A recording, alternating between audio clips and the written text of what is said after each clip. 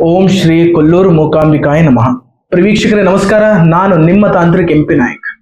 ವೀಕ್ಷಕರೇ, ಯುಗಾದಿ ಹಬ್ಬದ ವೃಶ್ಚಿಕ ರಾಶಿಯ ಮಾಸ ಭವಿಷ್ಯ ಅಥವಾ ವರ್ಷ ಭವಿಷ್ಯದ ಬಗ್ಗೆ ಈ ಒಂದು ವಿಡಿಯೋದಲ್ಲಿ ನಾನು ನಿಮಗೆ ತಿಳಿಸ್ಕೊಡ್ತಾ ಇದ್ದೇನೆ. ಪರಾಭವ ನಾಮ ಸಂವತ್ಸರವು ವೃಶ್ಚಿಕ ರಾಶಿಯ ಜನರಿಗೆ ಏನೆಲ್ಲ ಬದಲಾವಣೆ ಕಂಡು ಬರ್ತದೆ ಅಥವಾ ಏನೆಲ್ಲ ಬದಲಾವಣೆ ತಂದು ಕೊಡ್ತದೆ, ಆರೋಗ್ಯ ಯಾವ ರೀತಿ ಇರ್ತದೆ, ಅವರ ಕುಟುಂಬ ಜೀವನ ಯಾವ ರೀತಿ ಇರ್ತದೆ, ವ್ಯಾಪಾರ, ಅಭಿವೃದ್ಧಿ, ವಿದ್ಯಾರ್ಥಿ ಜೀವನ, ಇದು ಎಲ್ಲದರ ಬಗ್ಗೆ ಮಾಹಿತಿ ಈ ಒಂದು ವಿಡಿಯೋದಲ್ಲಿ ನಾನು ನಿಮಗೆ ತಿಳಿಸ್ಕೊಡ್ತಾ ಇದ್ದೇನೆ. ವಿಡಿಯೋ ಪೂರ್ತಿಯಾಗಿ ನೋಡಿ ಮತ್ತು ಹೆಚ್ಚಿನ ಮಾಹಿತಿಗಾಗಿ ಸ್ಕ್ರೀನ್ ಮೇಲೆ ಕಾಣಿಸ್ತಾ ಇರುವಂತ ನನ್ನ ನಂಬರ್ಗೆ ಕರೆ ಮಾಡಬಹುದು.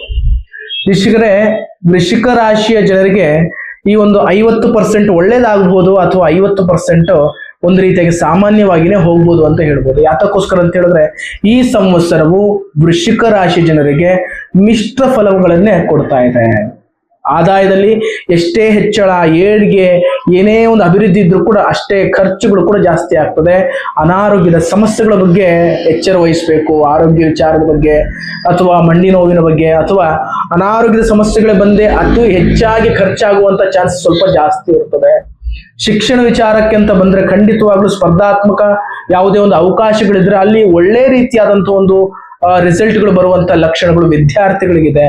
ಮತ್ತು ಕುಟುಂಬ ಜೀವನದಲ್ಲಿ ಸ್ವಲ್ಪ ಮನಸ್ತಾಪಗಳಾಗ್ತದೆ ಮತ್ತು ಆಸ್ತಿ ಅಥವಾ ಅಂತಸ್ತು, ಪ್ರಾಪರ್ಟಿಯನ್ನು ತಗೊಳ್ಬೇಕು ಅಂತ ಸ್ವಲ್ಪ ಜಾಗರೂಕತೆಯಿಂದ ನೀವು ತಗೊಳ್ಳುವಂಥದ್ದು ಉತ್ತಮವಾಗಿರ್ತದೆ. ಯಾತಕ್ಕೋಸ್ಕರ ಸ್ವಲ್ಪ ಎಡವಿದ್ರು ಕೂಡ ಈ ಒಂದು ಸಮಸ್ಯೆ ಕೊನೆಯ ತನಕ ಕೂಡ ನಿಮಗೆ ಒಂದು ರೀತಿಯಾಗಿ ಗೀಳಾಗಿ ಪ್ರಾರಂಭ ಆಗ್ತದೆ ಅಥವಾ ಕೊರಗು ಅನ್ನುವಂಥದ್ದೇ ಜಾಸ್ತಿ ಆಗ್ತದೆ. ಅನಾರೋಗ್ಯದ ಸಮಸ್ಯೆ ಮತ್ತು ಕೆಲವೊಂದು ಮನಸ್ತಾಪಗಳು ಇರೋ ಕಾರಣಕ್ಕೋಸ್ಕರ ವೃಶ್ಚಿಕ ರಾಶಿಯ ಜನರು ನೀವು ನಾಗದೇವರಾಗಿರಬಹುದು ಅಥವಾ ಶಿವನ ದೇವರನ್ನ ನೀವು ಆರಾಧನೆಗಳನ್ನು ಮಾಡಬೇಕು.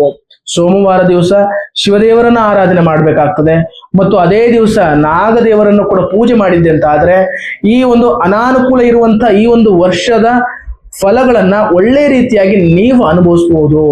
ಹಾಗಾಗಿ ಈ ಒಂದು ವಿಡಿಯೋ ನಿಮಗೆ ಇಷ್ಟವಾದಲ್ಲಿ ವೀಕ್ಷಕರೇ ಲೈಕ್ ಮಾಡಿ, ಶೇರ್ ಮಾಡಿ ಮತ್ತು ನನ್ನ ಚಾನಲ್ ಅನ್ನು ಸಬ್ಸ್ಕ್ರೈಬ್ ಮಾಡಿ. ನಮಸ್ಕಾರ.